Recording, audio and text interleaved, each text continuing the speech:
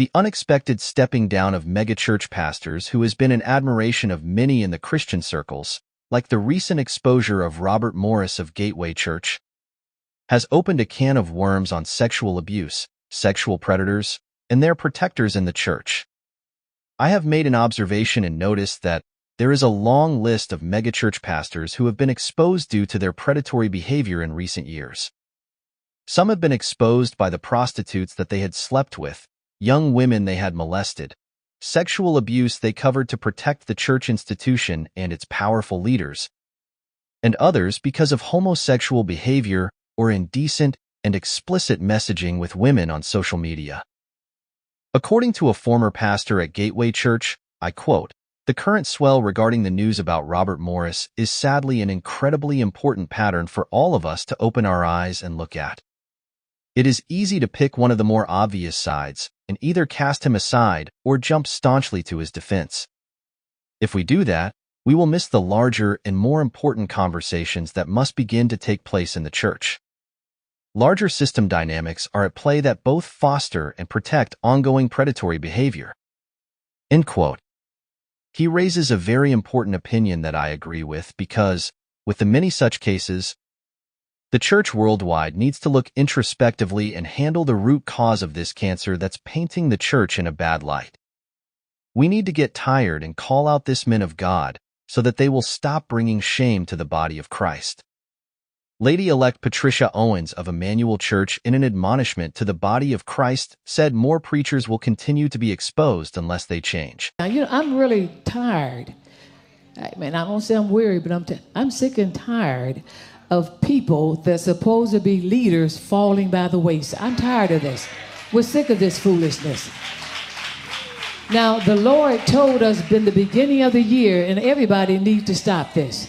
I don't care if you hear, you stream, or who you are. You need to stop all of this foolishness, sinning behind the back, sinning in the closet. You need to cut it out. The Lord said in the beginning of the year, He said, "I'm getting ready to expose you. I will expose you." Now, you may get by, but you don't get away. And when you got people coming up here, we're not perfect, but you got people up here living the best they know how.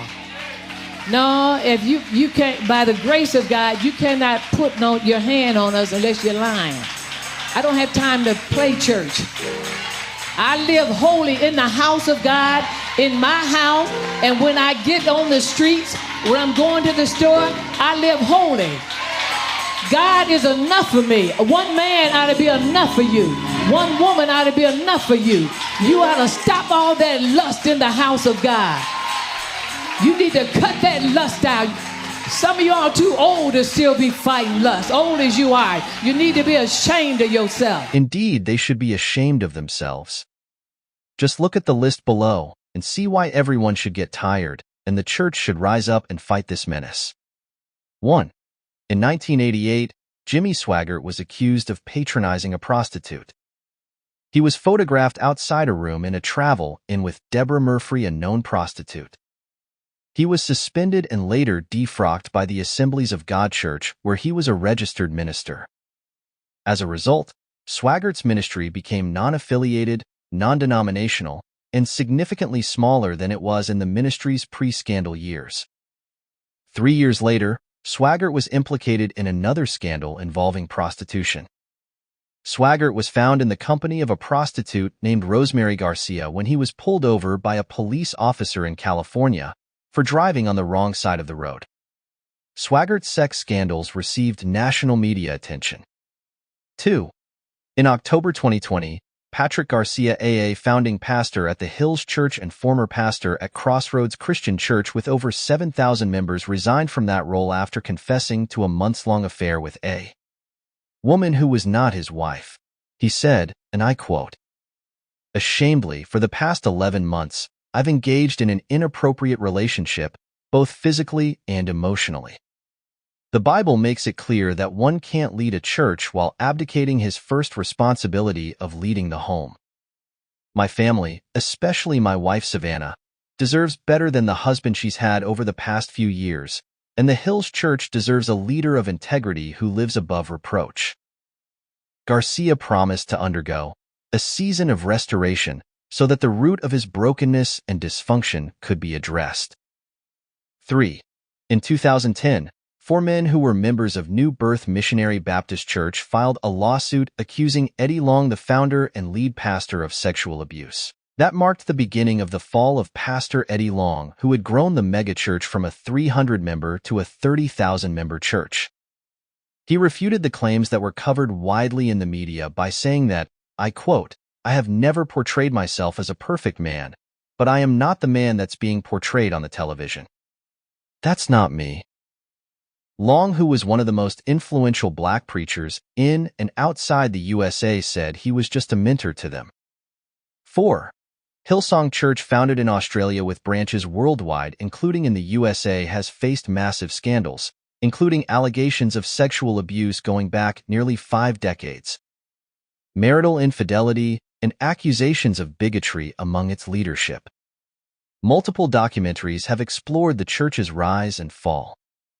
Frank Houston, the father of Hillsong Church founder Brian Houston, was a pastor in New Zealand and Australia who sexually abused boys over the course of his ministry. One of the 9 identified victims was routinely subjected to sexual abuse in the 1960s and 70s when he was 7 to 12 years old. Brian Houston had to step down after a church investigation found that he sent inappropriate text messages to one staff member, and that several years later he spent time alone in a hotel room with a woman who attended the church's annual conference in Sydney. The church leadership said that there have been no other complaints about Mr. Houston's behavior. Carl Lentz, a pastor in Hillsong's New York branch, was fired after he admitted to having an extramarital affair with his mistress.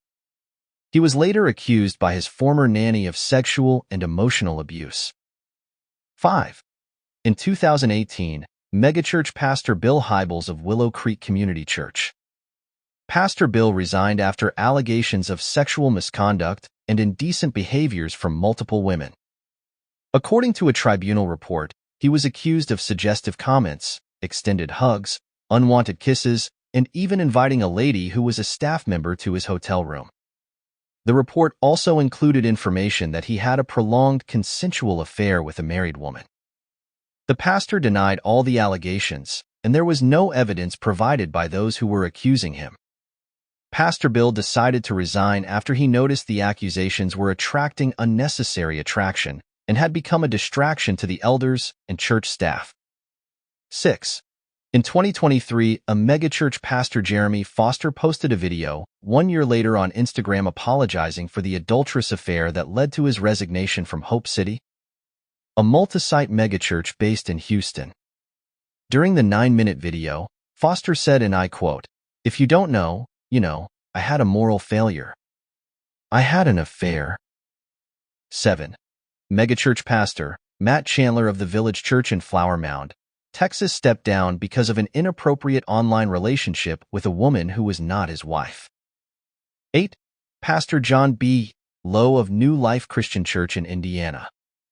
Pastor John confessed to committing the sin of adultery with a teenager as damage control and wanted to resign. He said this past sin was committed 20 years earlier involving a 16-year-old girl. 9. In 2006, it was reported that Ted Haggard was the pastor of the New Life Church in Colorado Springs, Colorado, as well as the president of the National Association of Evangelicals from 2003 to 2006. It was revealed that Haggard had been regularly visiting a male prostitute who also provided him with drugs. Haggard admitted to his solicitation and resigned as pastor of his church and as president of the NA. In 2009, Haggard admitted to a second relationship with a male church member on CNN TV. 10. In September 2008, FBI agents raided the Tony Alamo Christian Ministries headquarters in a child pornography investigation after the mayor of Fouke, Arkansas. The office had received complaints from former ministry members about allegations of child abuse, sexual abuse, and polygamy. In late July 2009, Alamo was convicted on 10 counts of transporting young girls and boys across state lines for sexual activities and pornography. On November 13, 2009, he was sentenced to the maximum punishment of 175 years in prison. 11. In September 2020, 3 women came forward accusing Ravi Zacharias of sexual misconduct. All worked in spas frequented by Zacharias for the supposed purpose of relieving his chronic back pain. Over a period of 5 years, they said he had groped them, exposed himself, and masturbated during regular treatments. The posthumous report commissioned by RZIM confirmed significant evidence of sexual misconduct over many years and in multiple contexts, as well as text and email-based relationships with women who were not his wife. Earl Polk, sometimes considered the father of the religious sex scandal, has scandals that stretch over a decade. The late Earl Polk was the founder and head pastor of Chapel Hill Harvester Church in Decatur, Georgia, from 1960 until the late 90s. Paul Barnes, in his 28 years as a pastor, founded the Grace Chapel Church in Douglas County, Colorado, confessed to homosexual activity, and resigned. Just to name a few, including the Catholic Church priests who have been accused of sexual abuse. This church scandals that got major media coverage, plus many others that go unreported or victims silenced by signing non-disclosure agreements, is what former Gateway Church pastor says churches needs to be addressed head-on. These exposures are all symptoms of a great sickness in the church culture that must be addressed, or this story will be repeated for decades to come. He said that churches like Willow Creek never learned how to handle their predatory pastors, and the Gateway Church should handle their current situation in a way that protects the church and puts a stop to the epidemic of abuse.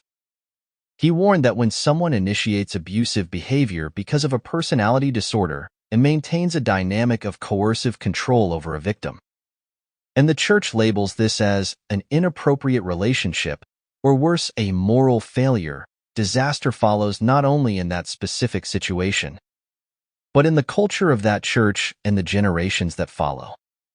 There are many lessons to be learned from these scandals. Ultimately, every pastor exposed remains responsible for his or her behavior and will give an account to God, but those around him play a part too.